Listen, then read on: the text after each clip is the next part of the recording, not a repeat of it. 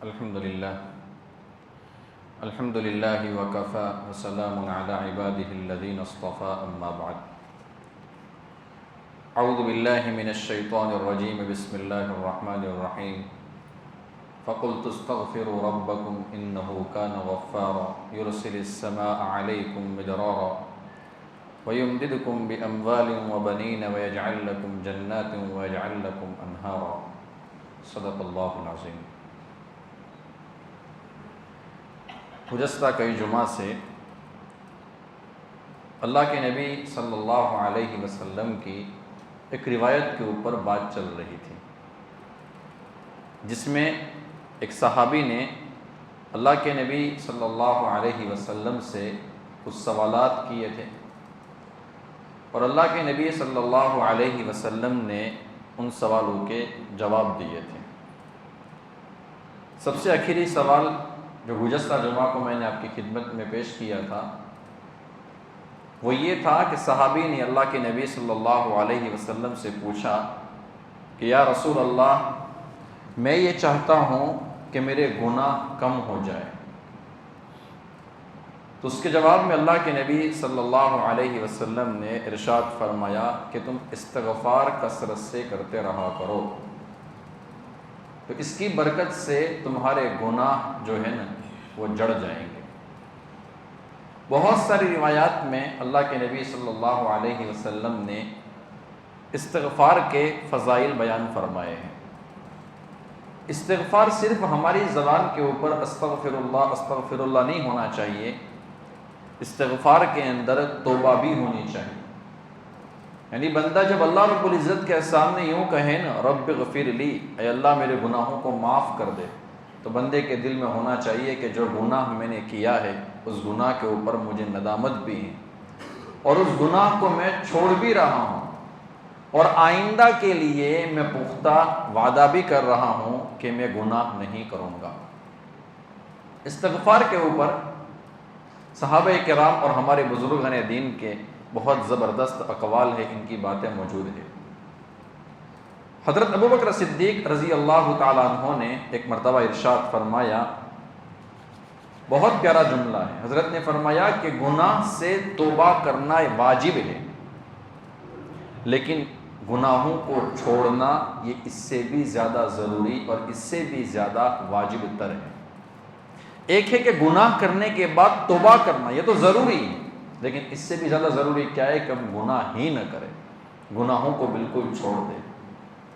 Number 2، سیدنا حضرت ابوبکر صدیق رضی اللہ تعالیٰ عنہ نے فرمایا کہ جوان آدمی کا گناہ کرنا یہ برا ہے، لیکن بوڑھے آدمی کا گناہ کرنا یہ اس سے بھی زیادہ برا ہے۔ کیوں؟ اس لیے کہ بندے کے پاس جب جوانی ہوتی ہے، یہ نہیں کہ گناہ جو کر رہا ہے وہ اچھا کر رہا ہے، لیکن سمجھ میں آتا ہے کہ چلو اس کے پیچھے نفس زیادہ لگا ہوا ہے، جوانی بھری ہوئی ہے، شیطان اس کے پاس زیادہ آتا ہے، تو وہ بندہ گناہ میں مبتلا ہوتا ہے۔ لیکن جب چہرے کے اوپر سفید داڑھی آ جاتی ہیں، جوانی بالکل ختم ہو چکی ہے، سارے بڑھاپے کے اثرات موجود ہیں جسم کے اندر، لیکن اس کے باوجود وہ بندہ گناہ کے اندر مبتلا ہوتا ہے، تو یہ بہت بری چیز ہے۔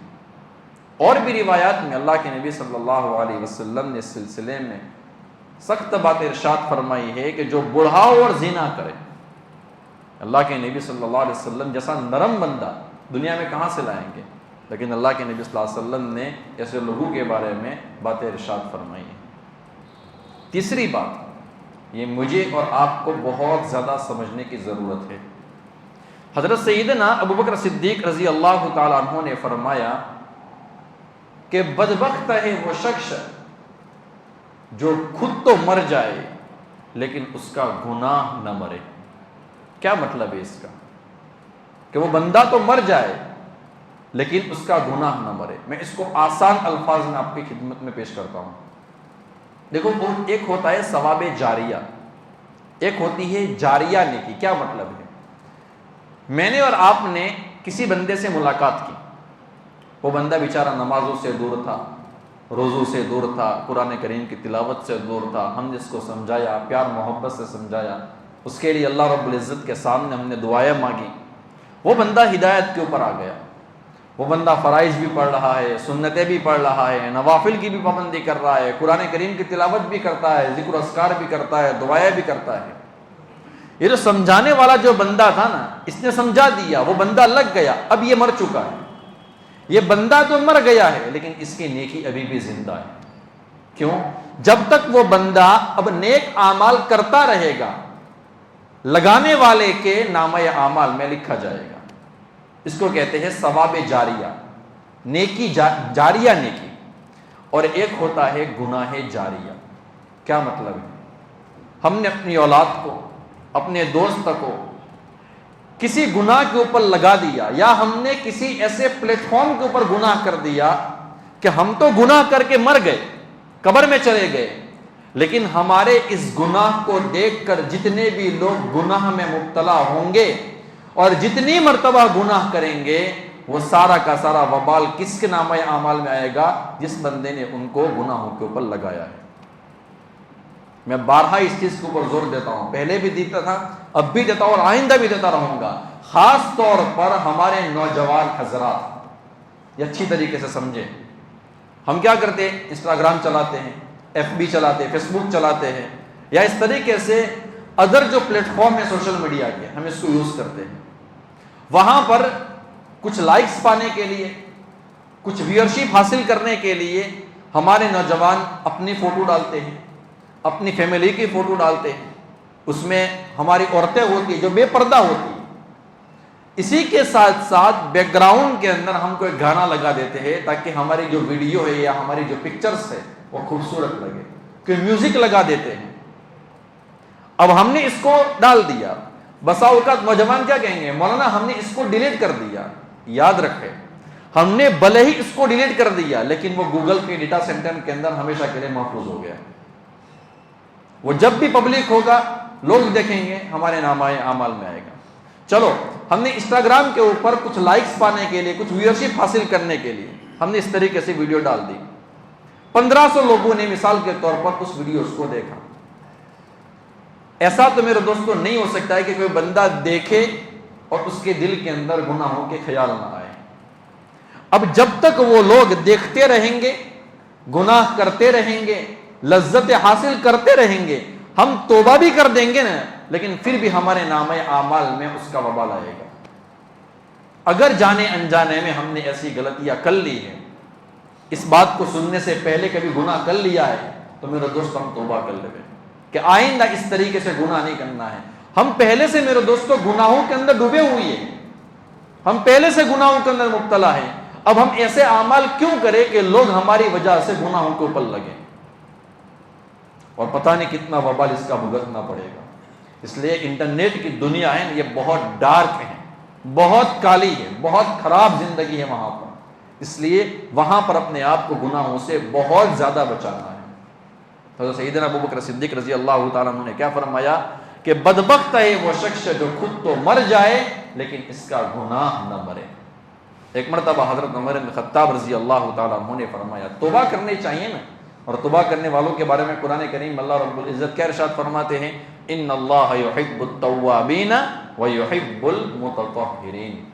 توبہ کرنے والوں کو اللہ رب العزت پسند فرماتے ہیں، بار بار ہمیں توبہ کرنی ہے۔ حضرت عمر بن خطاب نے کیا فرمایا کہ توبہ کرنے والوں کے پاس بیٹھا کرو، اس لیے کہ ان کے دل نرم ہوتے ہیں۔ ایک شخص حضرت عبداللہ ابن مسعود رضی اللہ تعالیٰ عنہ کے پاس آیا اور آ کر کہتا ہے کہ حضرت میں نے گناہ کر لیا ہے، کیا میں توبہ کروں گا تو میری توبہ قبول ہو جائے گی؟ حضرت عبداللہ ابن مسعود رضی اللہ تعالیٰ عنہ نے اپنا چہرہ پھیر لیا، اس کے بعد آنکھوں سے آنسو بہاتے ہوئے ارشاد فرمایا کہ بیٹا جنت کے 8 دروازے ہیں، کبھی بند ہوتے ہیں کبھی کھلتے ہیں، لیکن توبہ کا دروازہ کبھی بند نہیں ہوتا ہے۔ تو اللہ رب العزت کی رحمت سے نا امید مت ہونا، بس تیرا کام ہے نیک اعمال کرنا، نیک عمل کرتا رہے۔ اسی طریقے سے حضرت ذو المصری رحمۃ اللہ علیہ فرماتے ہیں الاستغفار من غیر اقلاع، الاستغفار من غیر اقلاع توبۃ الکذابین، کہ انسان استغفار کرتا ہے لیکن گناہ نہیں چھوڑتا ہے، تو یہ توبہ صدیقین کی توبہ نہیں ہے، یہ توبہ جھوٹوں کی توبہ ہے۔ سچوں کی توبہ ایسی نہیں ہوتی ہے۔ سچے توبہ کرنے والے جو ہوتے ہیں وہ گناہوں کے اسباب سے اپنے آپ کو دور کر لیتے ہیں، گناہوں کے اسباب اختیار نہیں کرتے ہیں۔ دیکھو اللہ رب العزت نے قرآن کریم میں یہ نہیں ارشاد فرمایا، ایک جگہ پر ایک موقع پر کیا فرمایا؟ وَلَا تَقْرَبُوا الزِّنَا، کہ زنا کے قریب بھی مت جانا۔ کیا مطلب ہے؟ وہ اسباب بھی اختیار مت کرنا جو تم کو زنا تک پہنچا دے، وہ اعمال اختیار مت کرنا کہ جن اعمال کے ذریعے سے تم زنا تک پہنچ جاؤ، ان چیزوں کو مت دیکھنا کہ جن چیزوں کے دیکھنے کی وجہ سے تم گناہوں کے اختتام پر پہنچ جاؤ۔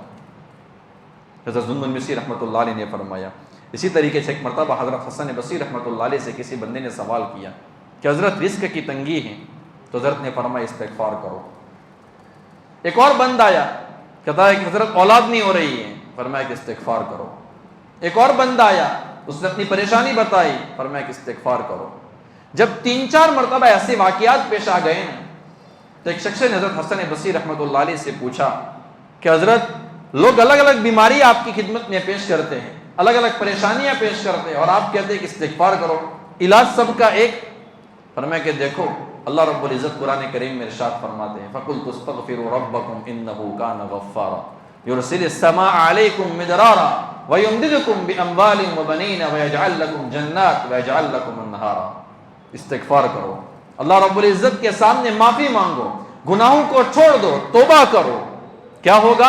اللہ رب العزت آسمان سے رحمت والی موسلادھار بارش برسائے گا۔ ہم کہتے ہیں نا کہ گرمی زیادہ ہے، بارش نہیں ہو رہی ہے، کیا کرنے کا؟ استغفار کرنے کا، اللہ رب العزت کے سامنے کہنے کا کہ اللہ میں گناہ کرتا ہوں، گناہوں کی سزا کا مستحق تو میں ہوں، اللہ ان پرندوں نے کیا بگاڑا ہے؟ میرے گناہوں کی وجہ سے یہ معصوم چھوٹے چھوٹے پرندے اور یہ جانور جو جن کے پاس زبان نہیں ہے، اللہ وہ پیاسے مر رہے ہیں۔ توبہ کرے اس طریقے سے، تو اللہ رب العزت کیا فرمائیں گے؟ کیا عطا فرمائیں گے؟ آسمان سے رحمت و واری بارش عطا فرمائیں گے۔ یرسل السماء علیکم مدرارا ویمددکم باموال وبنین، مال کی تنگی ہے، استغفار کرو، اللہ مال میں برکت دے دے گا۔ اولاد نہیں ہو رہی ہے، اللہ رب العزت اولاد بھی دے دے گا۔